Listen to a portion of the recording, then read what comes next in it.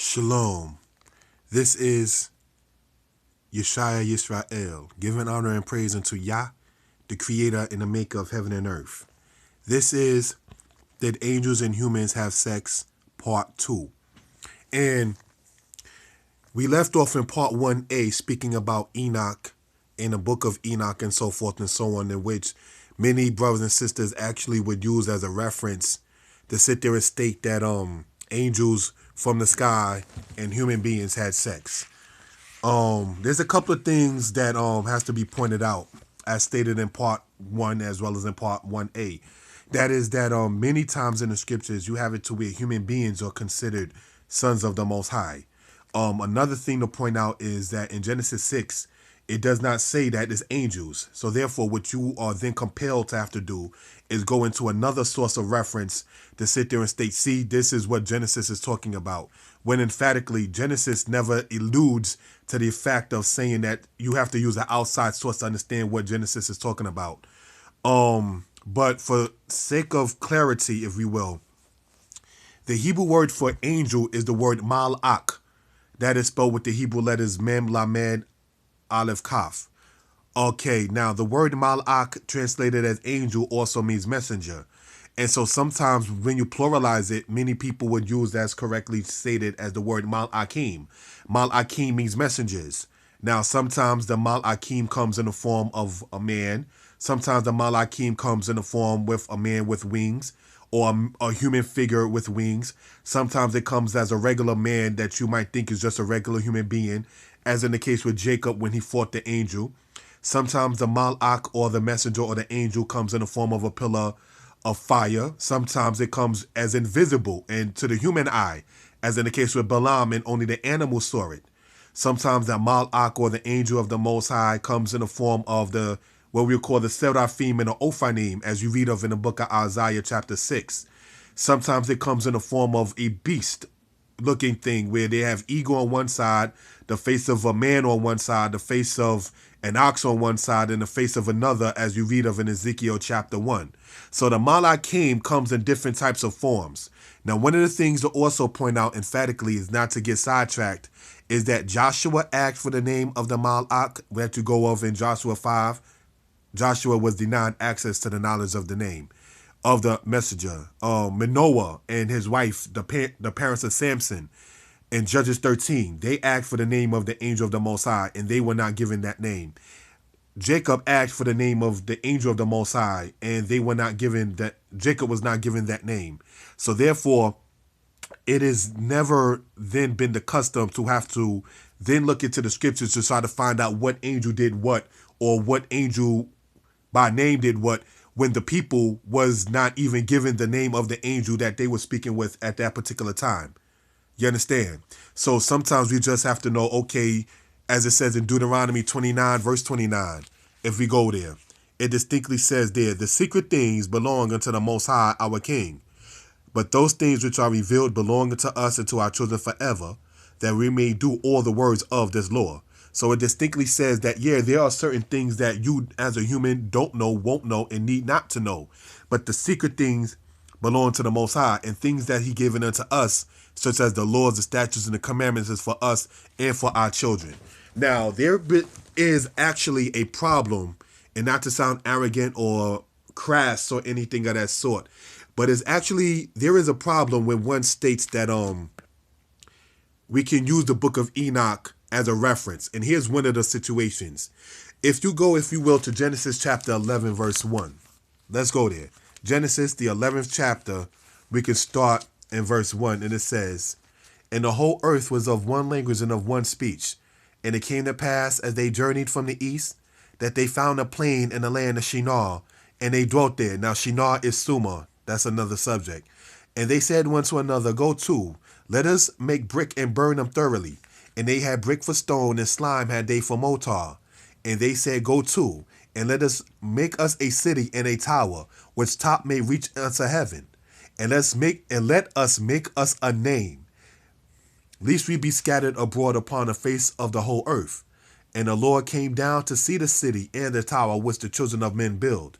And the Lord said, behold, the people is one, and they have all one language. And this they began to do. And now nothing will be restrained from them which they have imagined to do. Go to, and let us go down there and confound their language, that they may not understand one another's speech. So the Lord scattered them abroad from thence upon the face of all the earth, and they left off to build the city. Therefore is the name of it called Babel, because the Lord there did confound the language of all the earth, and from thence did the Lord scatter them abroad upon the face of all the earth.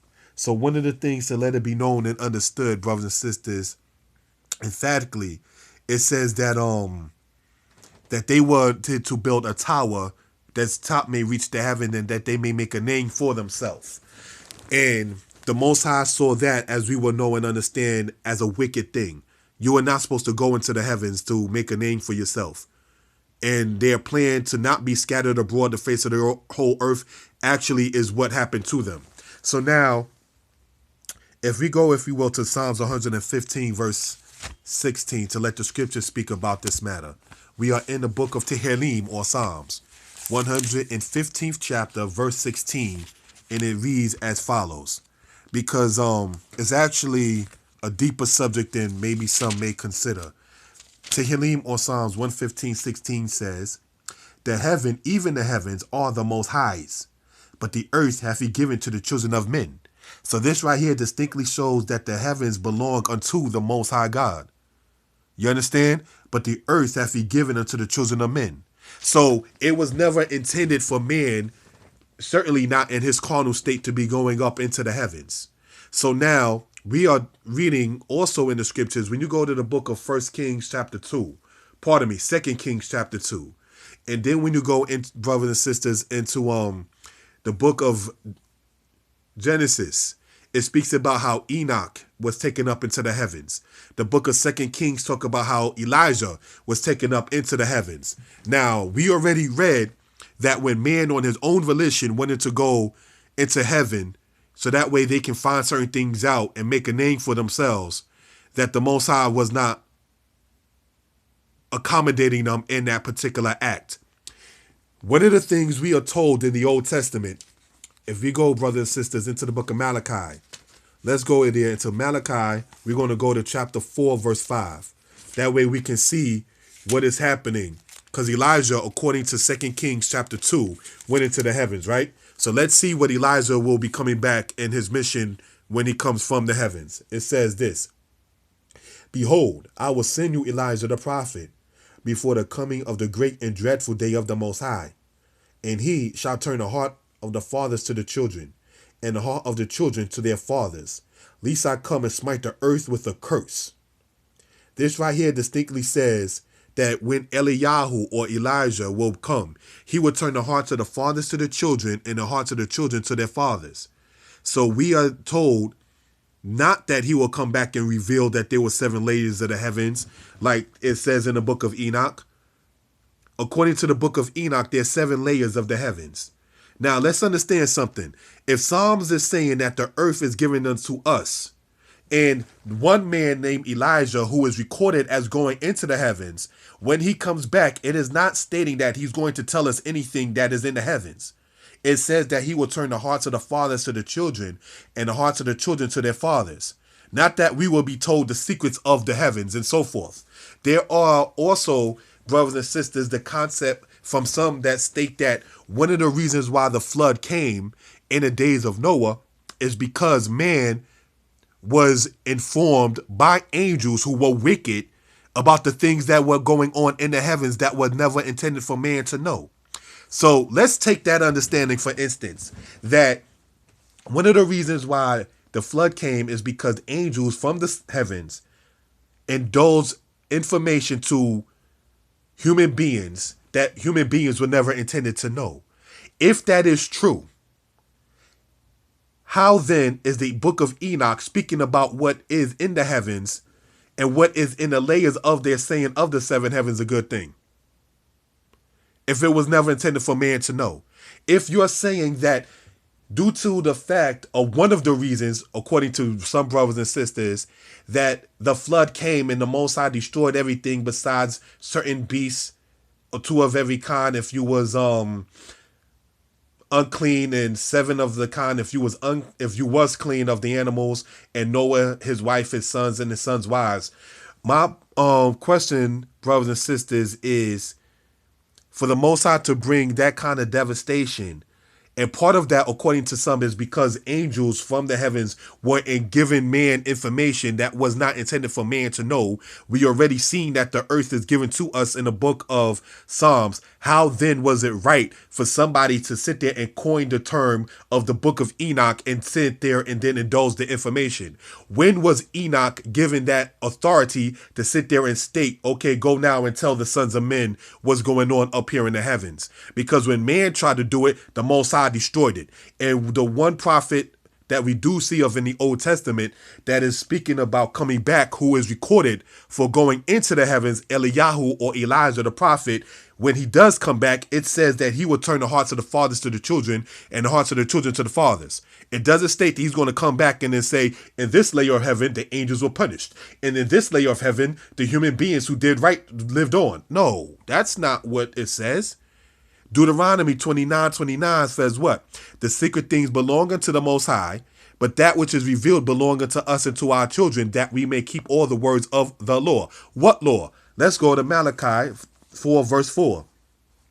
Remember ye the law of Moses my servant, which I commanded him in Horeb for all Israel, with the statutes and the judgments.